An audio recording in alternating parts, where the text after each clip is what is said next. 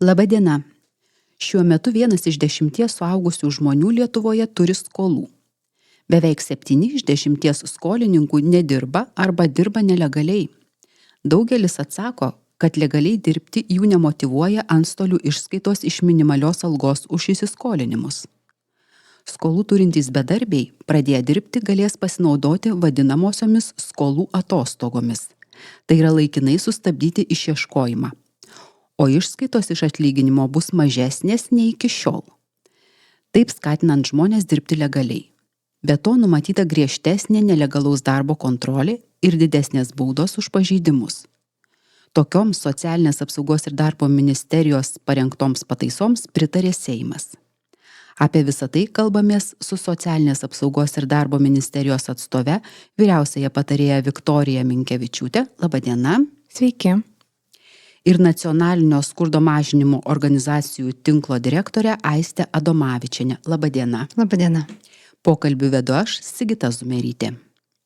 Ponia Viktorija, pradėkim nuo jūsų. Papasakokite plačiau, kokia dabar Lietuvoje yra situacija su tomis skolomis ir kodėl reikėjo pokyčių ir ko yra siekiama. Taip, skaičiai yra šokiruojantis, turime apie 200 000 skolininkų ir situacija blogėja, nes esama sistema neefektyvi. Yra daugiau nei 4 milijardai eurų skolos, skola auga daugiau nei yra išieškoma. Per 2022 metus buvo išieškota tik 6%, tai yra 225 milijonai eurų, o skolos augo 600 milijonų. Tuo tarpu 2023 išieškota 280 milijonų eurų, o skolos toliau augo dar 600 milijonų. Tai iš tų, kurie dar dirba, net 62% uždirba minimalią algą, nes perlipus minimalią algą išskaitos dar didėja iki 50%. Tai per dieną lieka mažiau nei 15 eurų rankas, jeigu dirbi legaliai ir esi skolininkas. Tai matom, kad dėl to skolininkai greitai ir iškrenta iš darbo rinkos. Taip, labai keistas terminas skolų atostogos. Kas čia per dalykas? Taip, tai naujas institutas, skolų atostogos yra galimybė sustabdyti skolų išieškojimą 6 mėnesiams, ne daugiau kaip 2 kartus per 5 metus. Šią paskatą grįžti į legalią darbo rinką galės pasinaudoti asmenys registruoti užimtumo tarnyboje, kurie nedirbo 6 mėnesius ir įsidarbino. Reikės pateikti prašymą užimtumo tarnyboje, užimtumo tarnyba perduos duomenis antstoliams, kad asmuo nedirbo ir įsidarbino. Tai atitinka tas minėtas sąlygas. Tada vieno langelio principų reikės pateikti prašymą antstoliui, o likusiems antstoliams, tas antstolis, kuriam padavė prašymą, jau persiūs. Taip pat bus mažinamos išskaitos iš atlyginimo. Papasakokite apie tai, kam tai bus taikoma, nuo kada, kaip bus mažinama. Išskaitos bus mažinamos ir jau dirbantiems skolininkams, ne tik bedarbiams, kad nesukelt priešingo efekto, jog žmonės iškristų iš darbo rinkos tam, kad susimažintų išskaitas.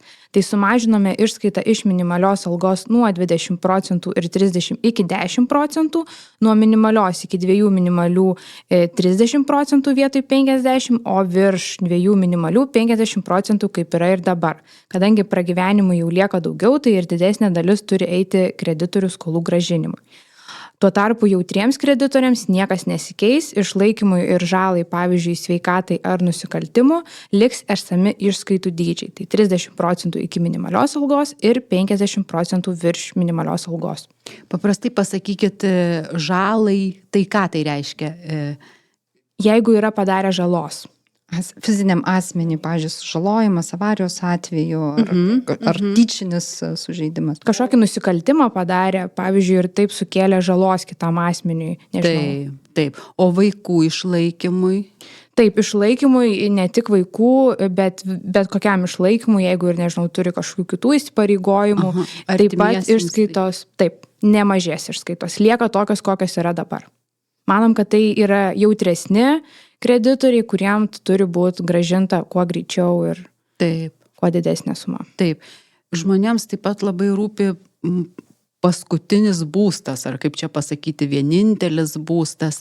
Apie tai, ar bus galimybė išsaugoti jį? Taip, daugiau asmenų galės išsaugoti paskutinius namus. šiuo metu yra numatyta niekuo nepagrįsta 4000 eurų suma, kuomet skola neviršija šios sumos, skola nėra išieškoma iš paskutinio būsto. O kai viršija šią sumą, jei neįrodo, kad skolą grąžins per 18 mėnesių, tai reiškia, kad asmenį galima išmesti ir iš jo paskutinio būsto. Tai buvo įvairių diskusijų, kokia ta suma turi būti. Pirminis buvo svarstymė 25 minimalias algas, kas dėrėtų ir su fizinio asmens bankroto riba, tačiau teko priimti kompromisinį variantą 10 minimalių algų. Tai šiuo metu būtų virš 9 tūkstančių eurų, nors suma vis dar nėra niekuo pagrįsta, tačiau tai būtų reikšmingas pakelimas. Problemos didelės galbūt ir nėra, faktiškai nėra daug iškraustumų iš paskutinio būsto, bet norime, kad rizika neaugtų, nes dabar suma nėra indeksuota ir nėra reguliariai keliama, tai siekiame užbėgti problemų už akių. Pone Aiste, mes čia girdėjom siūlymus, kuriuos jau priėmė Seimas. Kaip jūs visą tai vertinat? Ar tai padės žmonėms neskursti? Manom, kad padės. Tai prisidės. Jeigu mes žiūrėtume įvairius tyrimus, tai tikrai įsiskolinimai yra vienas iš pagrindinių. Jeigu išrinktume top 5, tai tikrai patektų į tą vieną iš pagrindinių priežasčių, kodėl žmonės nedirba, dėl labai didelių įsiskolinimų ir dėl didelių išskaitų iš darbo užmokesčio. Tai šitie sumažinimai tikrai, išskaitų sumažinimai tikrai padės ir mes jau dabar girdim, iš narių labai dėkoja, kad tikrai šitie pakeitimai buvo priimti ir kad žmonės jau dabar džiaugiasi žinodami, kad nuo Liepos mėnesio tos išskaitos mažėja. Taip pat, ką atkreipčiau dėmesį, apie ką labai mažai kalbama, čia vis tik legalaus darbo paketas, bet šitie pakeitimai turės įtakos ir pensinio amžiaus žmonėms, kurie gauna išmokas iš sodros, tai tos išskaitos irgi mažėja ir mes žinom, kad seniorų skurdas yra viena pažeidžiamiausių grupių Lietuvoje ir nors senatvės pensininkų nėra labai daug įsiskolinusių, bet ir tiems žmonėms tai tikrai bus didelis palengvinimas. Taip pat džiaugiamės dėl būsto, kad pagaliau remiamės bent į kažkokią sumą, kuri bus indeksuojama. Tie 10 MMA, tai šiuo metu, kaip Viktorija sakė, yra virš 9 tūkstančių, bet MMA kyla ir tai jau yra geras ženklas, kad jis nestovės ta suma vietoj. Aišku, ateityje turėtume ieškoti tokio būdo, kaip suvienodinti bankroto ribą ir išieškojimo iš paskutinio būsto ribą. Galbūt tai, pavyzdžiui, galėtų būti 15 MMA, nes bankrotas labai užgriežtinta Lietuvoje procedūra. Jeigu žiūrėtume Latvijos patirtį, tai ten berods nuo 3 tūkstančių jau galima bankrutuoti, pas mus nuo 25 tūkstančių eurų. Tai šitie siūlymai tikrai labai geri ir atostogas irgi vertinam teigiamai. Šita patirtis jau yra kitose valstybėse, pavyzdžiui, Olandijoje taikomas šis modelis ir iš partnerių girdim, kad tai pasiteisina. Ir tai tikrai galėtų būti postumis asmenim, kurie ilgai nedirba, grįžti darbo rinką ir taip po truputį tvarkytis savo skolų portfelį.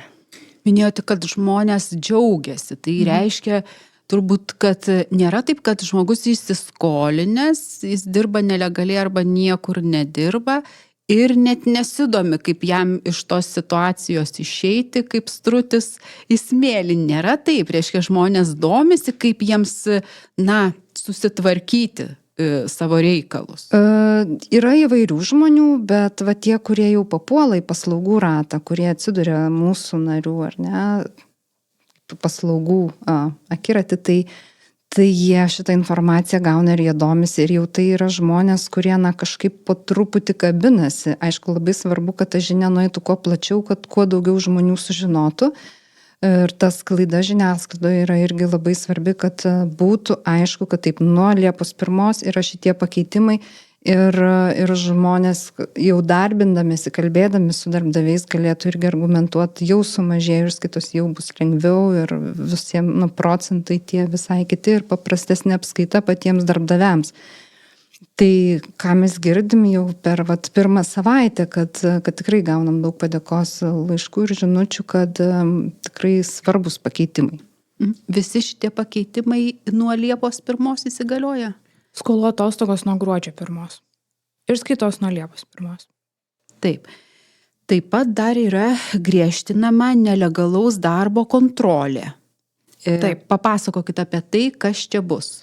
3 kartus padidinama minimalias baudas už nelegalų darbą ir susijęme su minimalia alga, kad taip pat būtų indeksuotos. Tai bauda nuo 3 iki 12 minimalių algų, o už pakartotinį nuo 6 iki 24 minimalių algų.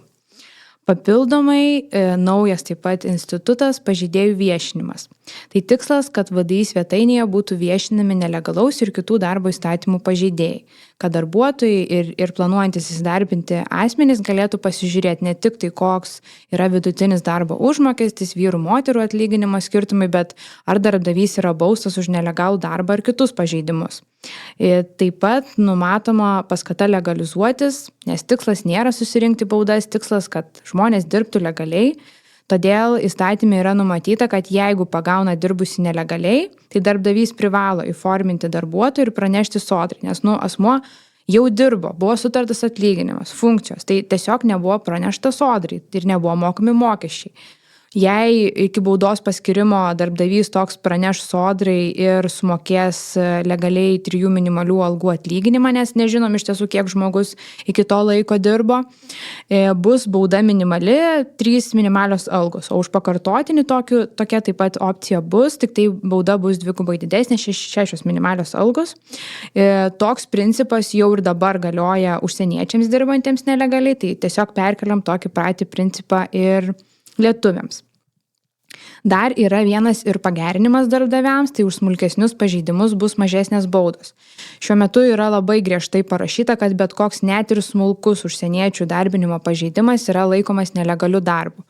Pavyzdžiui, LDU pranešimo teikimo sodrai apie užsieniečių įdarbinimą neturėtų, manom, kad būtų laikomas nelegaliu darbu, nes darbdavys būna ir pranešęs, kad užsienietis dirba, kiek uždirba, sumoka mokesčius, bet tik to papildomo LDU pranešimo būna nepateikęs. Tai manom, kad tokie atvejai nėra nelegalus darbas ir tą pakeitėm. Darom ir daug techninių pakeitimų susijusių su ta kontrolė, tai pavyzdžiui, skaidriai dirbančio ID integruojam, kad būtų laikoma nelegaliu darbu, nes dabar yra 2 atskiri institutai ir pažeidimai. Už nelegalų darbą ir už be skaidriai dirbančio ID. Tai dabar lieka tik tai vienas nelegalus darbas. Ir atitinkamai šitie, nors ir techniniai pakeitimai leis greičiau ir efektyviau atlikti nelegalaus darbo patikrinimus. Todėl būtent po šitų teisės aktų įsigaliojimo bus 2 daugiau nelegalaus darbo patikrinimų, nei padarydavo anksčiau. Pasakykim dar žmonėm tokį dalyką, kuo valstybei yra gerai, kai mažėja nelegalaus darbo? Valstybei kuriama pridėtinė vertė, auganti ekonomika dėl dirbančių skaičiaus didėjimo, vienodos konkurencinės sąlygos viduje, kadangi būna, kurie samdo nelegaliai, tai automatiškai jų kaštai būna mažesni negu kitų, tai jie tada su tais, kurie dirba legaliai, būna daug sunkiau konkuruoti ir atitinkamai tobulėja viešosios paslaugos. Bet dar didesnė nauda matyti yra pačiam žmogui dirbančiam legaliai, tai yra socialinės garantijos, kaupimas pensijai ir darbo teisės apsauga. Dėkoju Jums už pokalbį. Apie legalaus darbo skatinimą kalbėjomės su Socialinės apsaugos ir darbo ministerijos atstove vyriausiąja patarėja Viktorija Minkevičiūtė ir nevyriausybinės organizacijos Nacionalinio skurdo mažinimo organizacijų tinklo vadove Aiste Adomavičienė. Pokalbį vedžiau aš, Sigita Zumerytė. Sudie.